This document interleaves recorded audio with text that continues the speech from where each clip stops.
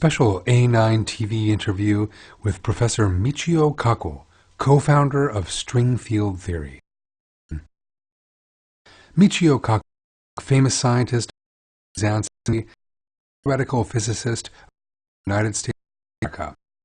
Prominent physicists of times, Professor Kaku has written many books and has appeared in countless radio and television programs. Michio Kaku is known for his contribution to the popularization of science and has researched such subjects as black holes and the expansion of the universe.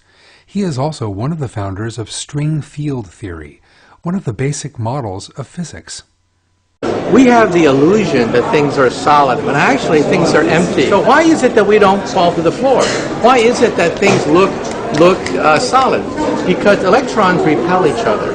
So I'm not really standing on this floor, because electrons don't like each other. They repel each other, and that's why we have the illusion that things are solid, when actually there's nothing here. Things that are solid at all. We have the illusion that they're solid. But we think of reality as being solid, but it's really not that way at all. So we're living in our brains. In some sense, when you look at the mirror, you're not really looking at yourself.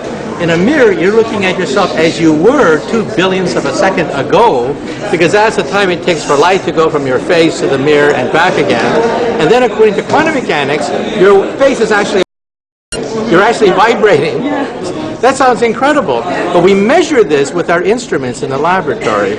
And so when you look at a mirror, you're not really looking at you. You're looking at an average of what you look at. If we see, touch, hear everything in our brain as electric signals, how can we know that matter exists outside? Our brain averages what we see. So you're asking the question, is it possible to fool the brain? And the answer is yes. But is reality fake? I mean, is everything we see around us fake? You think this is reality, but it's really not. It can be an holographic universe. And perhaps be the difference between reality and unreality. Now we're beginning to artificial touch. This is called haptic technology. We're able to create artificial sensation of touch when there's nothing there. But let's talk about the real world. At this moment, can we understand that? Are we living in a dream world or a real world? Well, the world that we see around us may be a dream world. You cannot disprove that theory. The matter, atoms, are completely dark with 99% nothingness. So how we do see a colorful three-dimensional world? We see a world that is an illusion. So it has the illusion that we are solid, the illusion that we can touch things. For example, I'm not really sitting in this chair.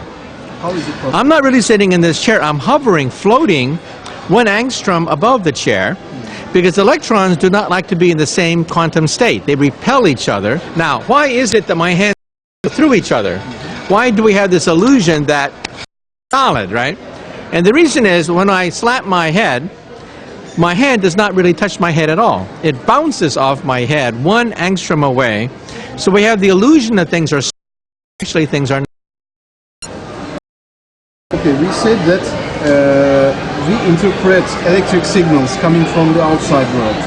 Okay, what is the being which interprets electric signals as light, color, sound, smell and taste?